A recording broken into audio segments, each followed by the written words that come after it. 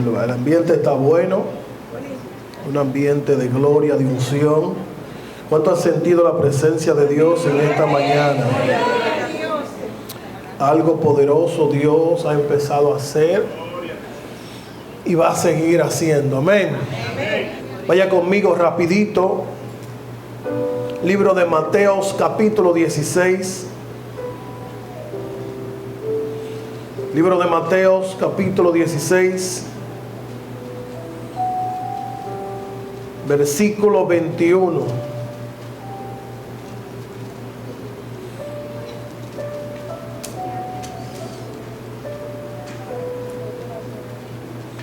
Libro de Mateos, capítulo 16, versículo 21. Y leo las escrituras en el nombre de Jesús. Desde entonces Jesús comenzó a declarar a sus discípulos que debía de ir a Jerusalén y padecer mucho de parte de los ancianos, de los principales sacerdotes y de los escribas, y ser muerto, y ser resucitado al tercer día. Pero Pedro, tomándolo aparte, comenzó a reconvenirlo, diciendo: Señor, ten compasión de ti, de ningún modo te suceda esto.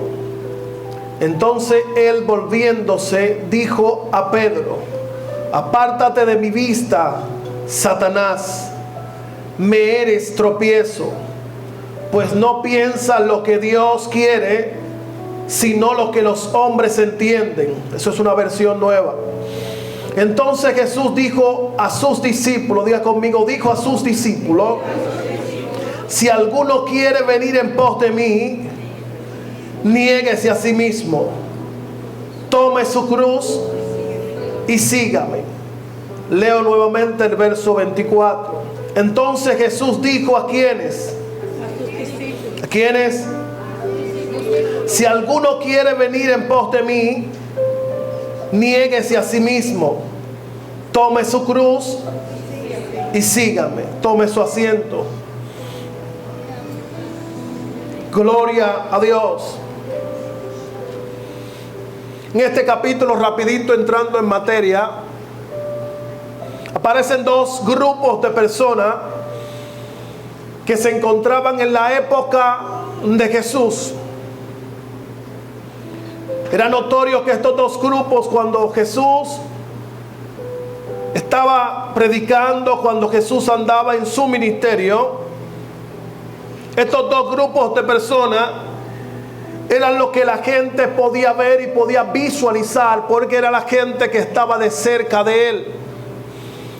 Era la gente que cuando él iba a hacer cualquier tipo de cosa, esa gente se le agrupaban, esa gente se reunían hacia su lado. Y esos dos grupos de gente que se les reunía, uno se diferenciaba del otro. Jesús no podía darse el lujo que a las personas que él iba a entregar la responsabilidad de la predicación del evangelio fuera cualquier tipo de gente, fuera cualquier tipo de grupo, sino que de esos dos grupos había un solo grupo específico que Jesús le iba a entregar la encomienda de la predicación del evangelio cuando él fuera al cielo. De manera que esos dos tipos de grupo, hay uno que nosotros lo identificamos como los discípulos. Cuando nosotros hablamos de discípulos, inmediatamente usted se identifica en las escrituras como un grupo de gente que Dios llamó en sus inicios y él los escogió uno por uno. A esos discípulos que él escogió fueron 12 específicamente. A esos 12, mencionando su nombre, el número 1 era Pedro, el número 2 Santiago, número 3 Juan, número 4 Andrés, número 5 Felipe, número 6 Judas Iscariote, número 7 Mateo, número 8 Santiago, número 9 Santiago hijo de Alfeo, número 10 Bartolomé, número 11 Judas Tadeo y número 12 Simón. Estos son las 12 gente del grupo de personas que vamos a hablar hoy, que en un momento preciso, cuando iniciaron el ministerio con Jesús, se les llamó los 12 apóstoles. Diga conmigo, se les llamó los 12 apóstoles. La palabra discípulo representa la palabra griega koines, que significa generalmente el que se dedica a aprender mediante la instrucción de otro o de un maestro. Discípulos no era una gente común en la época de Jesús. Los discípulos tenían que reunir condiciones espirituales y físicas para ser discípulos. Los discípulos en la época de Jesús eran gente que se dejaban domar, así como las ovejas se dejaban domar. Eran gente que cuando se le decía algo, inmediatamente que ellos tomaban las directrices positivas e iban y hacían lo que le mandaba su amo. Un discípulo era aquel que no se gobernaba por sí mismo, sino que era gobernado por alguien específicamente. Un discípulo era alguien que se sentaba en una silla y esperaba todas las instrucciones de su maestro, y hasta que el maestro no le decía que ya terminaba su clase, él no se ponía de pie y se iba. El otro grupo que estuvo con Jesús en sus inicios, desde su inicio hasta su final, se llamó seguidor. Diga conmigo, seguidor. Un seguidor es alguien que sigue a una persona, que sigue a un líder o que sigue una persona de renombre, pero que éste busca su propio beneficio.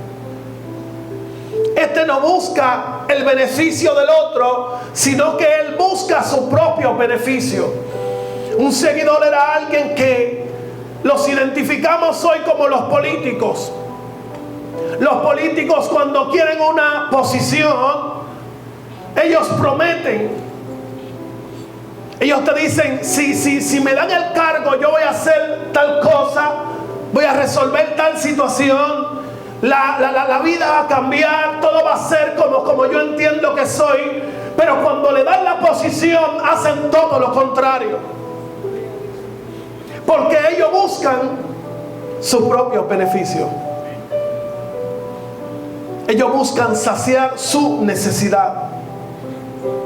Ellos no buscan que el que ellos le prometieron, el que ellos le dijeron algo, entienda o reciba lo que ellos le prometieron.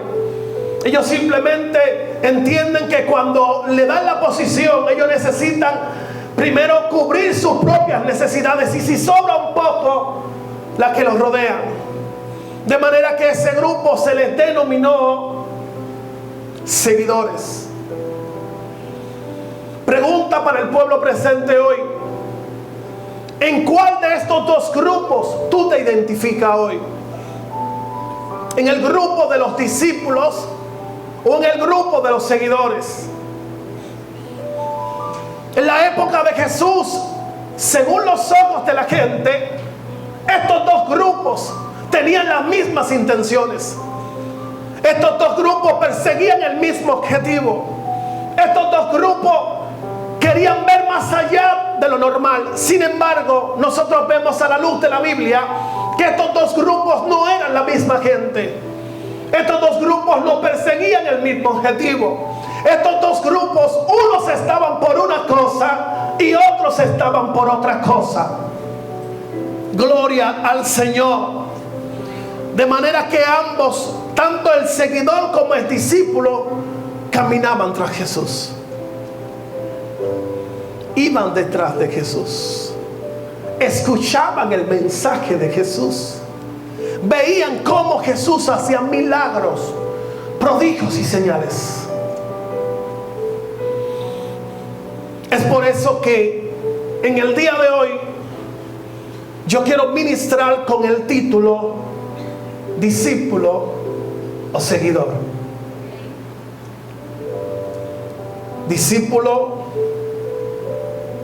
o seguidor. ¿Con quién te identificas?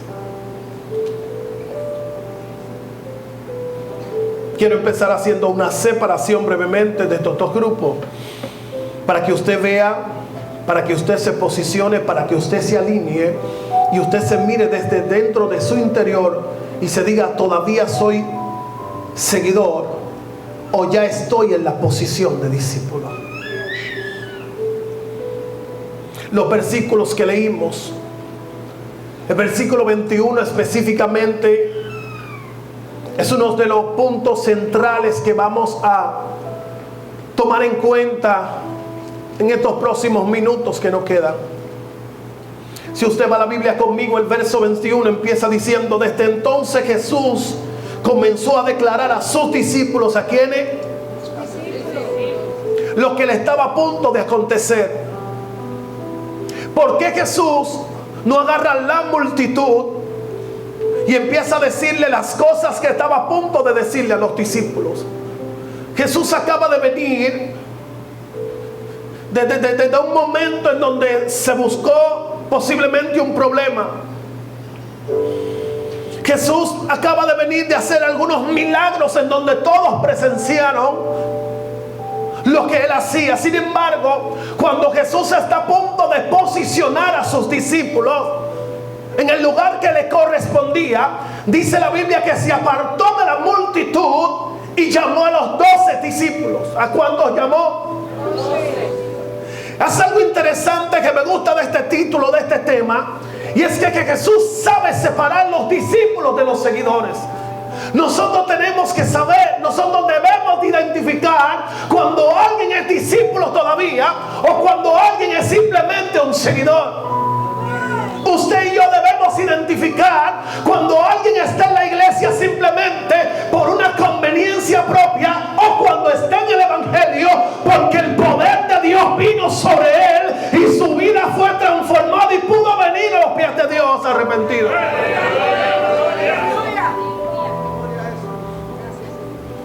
Jesús quería identificar estos dos grupos.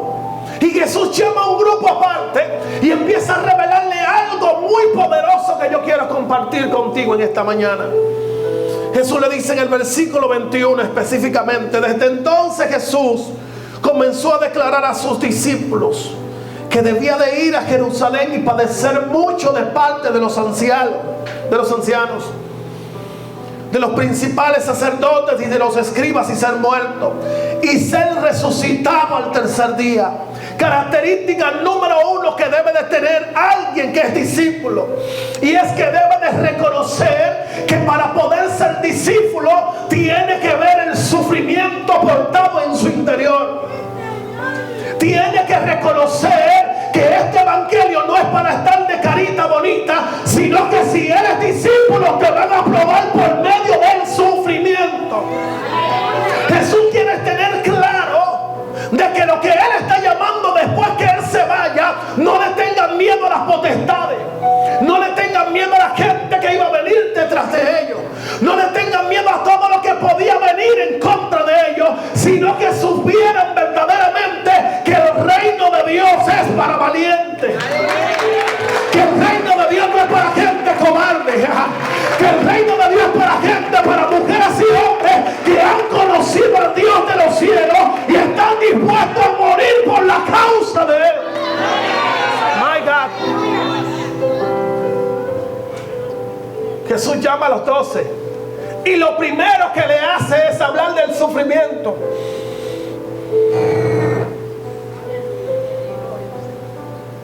Solo a los discípulos se les podía revelar cuál era el método de salvación que Él iba a utilizar para salvar a la humanidad. Imagínese usted que llamen a un seguidor que está persiguiendo su propio beneficio, un seguidor que está siguiendo un político, un líder, que si el líder gana le van a dar una posición X. Imagínese usted que el líder le diga: yo no me voy a posicionar como presidente, porque dentro de 2 años, antes de que se me corone, me van a matar. Imagínese usted que va a ser el seguidor. Va a decir: pero ¿atrás de quién ando? me voy para el otro partido político. ¿Sí o no? ¿Sí o no? Dice, si me voy detrás de este, ¿qué voy a lograr? Si lo que él me está diciendo es que antes de las elecciones van a venir unos delincuentes y los van a matar, van a venir una gente y lo van a secuestrar, y no se va a posicionar atrás de que estoy. Sin embargo, Jesús llama a 12 y le dice, mira, quiero decirle algo a ustedes, y es para que ustedes entiendan cuál es mi propósito. Porque si entienden cuál es mi propósito, entonces verdaderamente entenderán detrás de quién andan y atrás de lo que andan. Gloria a Dios. Cristo le dice, vengan acá. Lo que va a suceder conmigo en los próximos días es que unos sacerdotes, es que gentes importantes me van a agarrar, me van a dar golpe, me van a secuestrar, me van a sacar las uñas, me van a sacar los ojos y me van a matar. Me imagino yo cuando los discípulos reciben esa información. Aún discípulos reciben esa información. Es como una información chocante, porque todavía los discípulos no conocían la verdadera identidad de Yeshua. Pedro le había dicho que él era Jesús, el Hijo del Dios viviente. Le había declarado, pero todavía en su interior todavía no había un reconocimiento literalmente del ministerio de Jesús. Y Jesús le dice, mira, lo primero que va a suceder conmigo es que me van a matar. Jesús le está hablando de sufrimiento. A los discípulos se le habla de sufrimiento, porque los discípulos saben que los sufrimientos que pueda pasar en este camino son temporáneos, son temporales. Los discípulos saben que puede pasar 15, 10, 30, 40, 100 años, 200 años sufriendo por la causa de Jesús, pero que al final le espera una corona de vida eterna. Gloria a Dios. La gente sabe que cuando el apóstol Pablo estaba sufriendo, él dijo, es que esta leve tribulación momentánea no va a pagar el gozo que yo porto. Gloria a Dios. Esta cosa que me está matando por dentro no puede matar el propósito que Dios puso en mí, porque esto es momentáneo. Diga conmigo, esto es momentáneo. Esto es por unos días.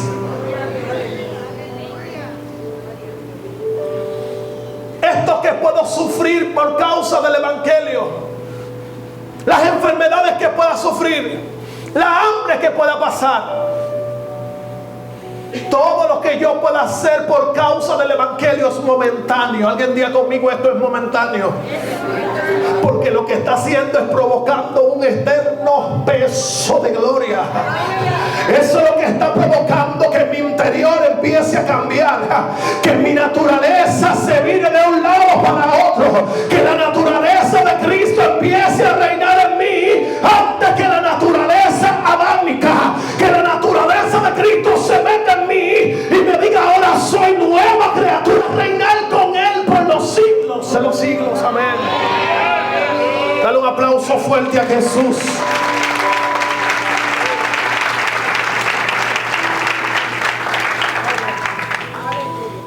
Si Jesús le dice eso en medio de la multitud, hubiesen dejado el vacío. Es como cuando hay un tiroteo hacia tu persona y el único que queda eres tú. Recuerdo que estando en una patronales acá en Los Alcarrizos, eso fue como en el 2003 más o menos, por ahí.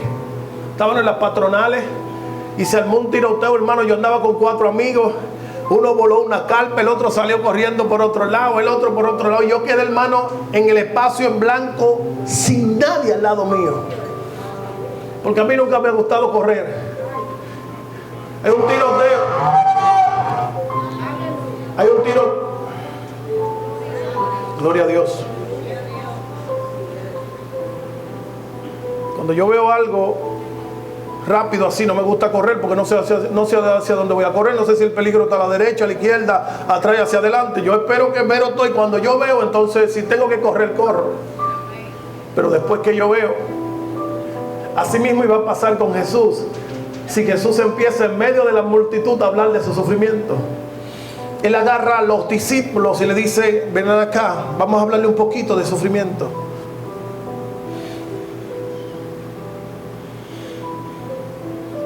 Jesús les revela su padecimiento. No revela su padecimiento a gente que no estén identificados con el reino.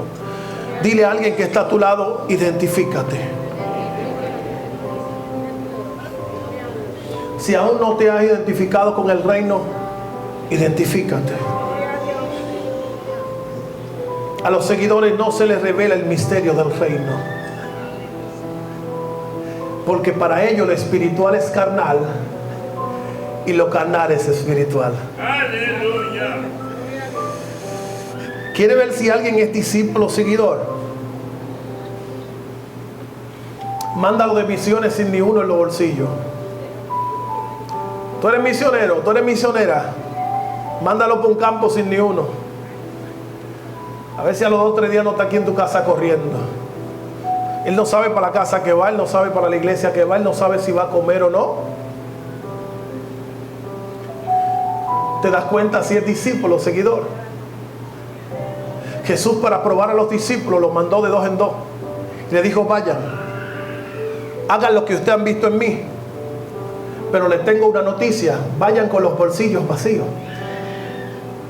Vayan sin ni uno en los bolsillos.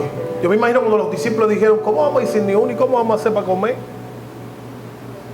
Váyanse, que los que trabajan para el reino se encargará de suplirle lo necesario.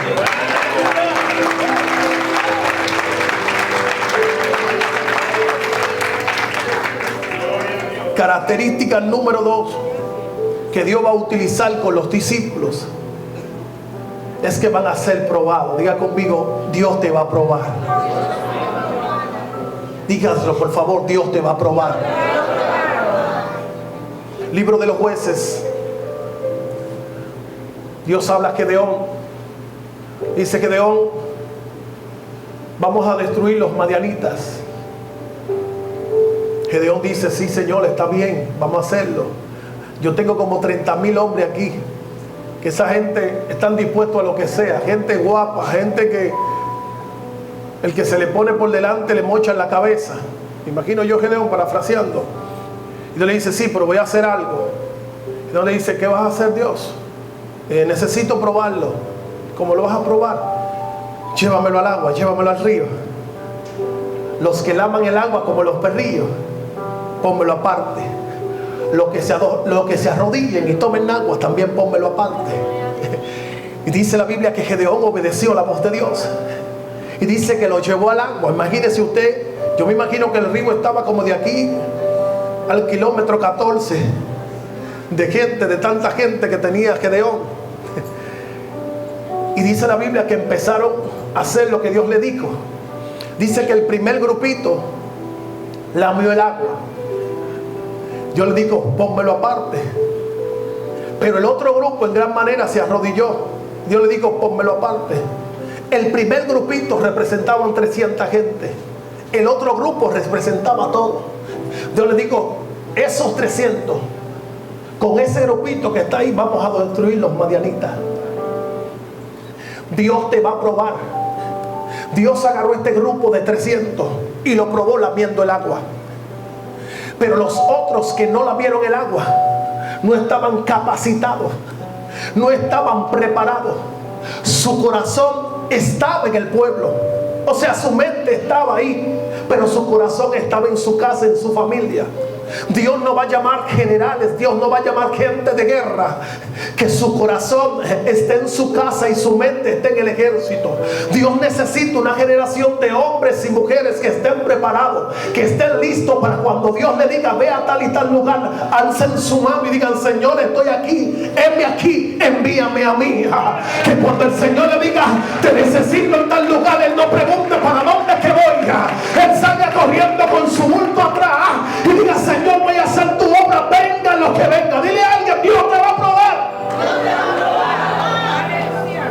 Dios te va a probar. Gloria a Dios.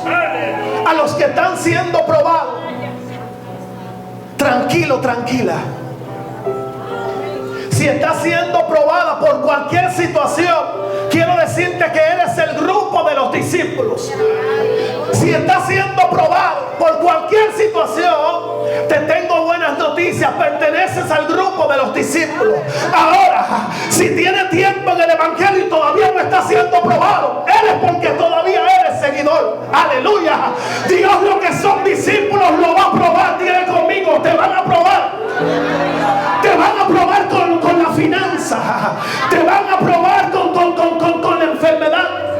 Te van a probar con lo que se levanta en contra de ti. Te van a probar con tu jefe. Te van a probar con tu esposa. Te van a probar con tus hijos. Pero de una forma te van a hacer sacar el hombre y la mujer que Dios está preparando.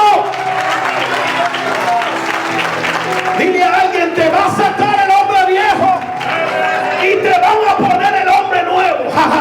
Por medio del proceso es que los hombres y las mujeres salen a la luz. Por medio del proceso es que Dios te prueba. Yo siento el Espíritu de Dios fuerte aquí en esta mañana. Si te están probando, no llores. Si te están probando, ríe. Porque entonces estás siendo calificado para ser discípulo. A alguien Dios le está hablando en esta mañana.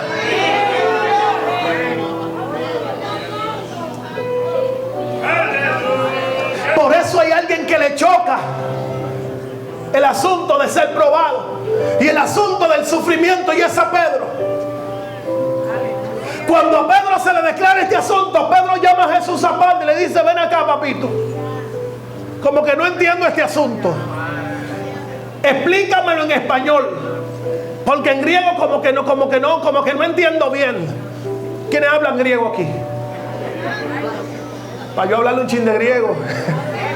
Miguel, ¿tú hablas griego? Y Pedro lo llama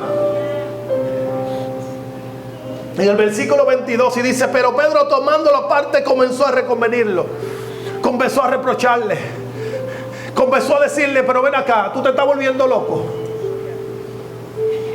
¿Cómo así? ¿Cómo así que a ti te van a agarrar y que te van a dar un grupo de golpes y después te van a matar? Pero Pedro se le olvidó la última palabra: y resucité al tercer día. Sí, porque cuando nos hablan de sufrimiento, hermano, cuando nos hablan de probar, se nos olvida todo. Si te dieron una palabra cuando viniste en el evangelio, de que Dios te iba a usar, de que Dios iba a eso, cuando tú estás pasando el proceso, usted no se acuerda de nada de ese asunto. Usted no se acuerda que usted va a ser profeta, que usted va a ser misionero, que usted Dios lo va a usar. Usted no se acuerda de ese asunto. Pero Dios necesita recordártelo. Pedro lo llama y dice: Jesús, ven acá. ¿Cómo así? Versículo 22. Pero Pedro, tomando la parte, comenzó a reconvenirlo, diciendo: Señor, ten compasión de ti, de ningún modo te acontezca este asunto. Y para avanzar rapidito, Jesús le dice a Pedro: apártate de mí, Satanás, porque me eres piedra de tropiezo. ¿Porque me eres qué? Si no estás dispuesto a sufrir ni a ser probado, no es apto para ser mi discípulo. ¿Te picó? Si no estás dispuesto a sufrir,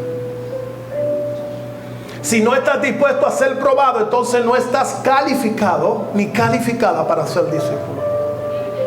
Jesús le dice: apártate de mí, Satanás. No quiero explicar ese contexto porque es un poquito largo. Porque me eres piedra de tropiezo. Gloria al Señor. Jesús reprende a Pedro. Jesús le dice: quítate del medio, Pedro, que contigo no se puede. Característica número 3. Negación. Diga conmigo: negación.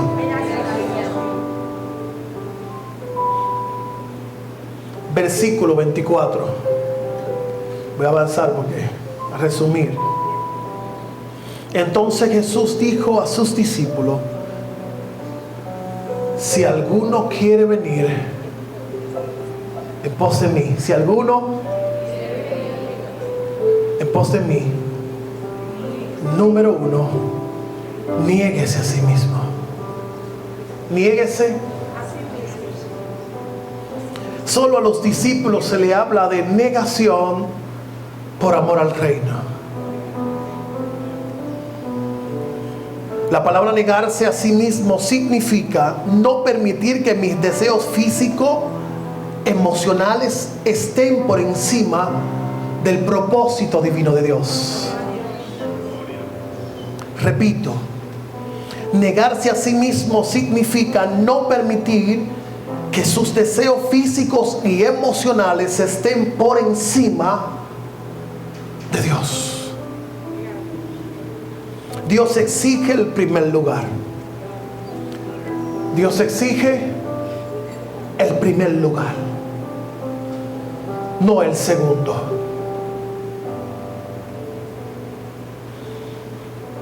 Por eso termina el texto diciendo: el que quiera ser mi discípulo, número uno, niéguese a sí mismo. ¿Cuándo están dispuestos a negarse por ser discípulo de Jesús? Jesús le dice: el que quiera ser mi discípulo, niéguese a sí mismo. Si usted no está dispuesto a negarse, pues puede seguir siendo seguidor. Si usted quiere seguir siendo seguidor, pues Jesús te deja tranquilo. Jesús te dice: no te niegue. Me puede tener como quinta, sexta, octava parte. Te puedes quedar en tu casa tranquilo. Puedes hacer lo que te venga en gana. Puedes matar al que tú quieras. Puedes decir las cuantas cosas que tú quieras. Puedes hablar las mentiras que tú quieras. Tú puedes hacer de todo. Si estás dispuesto a ser seguidor, Jesús le dice: tranquilo, tengo el espacio disponible para que se unan a la multitud. Pregunta para usted en este día: ¿quiere ser parte de la multitud o parte de los llamados y escogidos por Dios? Jesús le dice: si quieren ser mi discípulo, número uno, niéguense a sí mismo. Y número dos, tomen su cruz y síganme. Aleluya.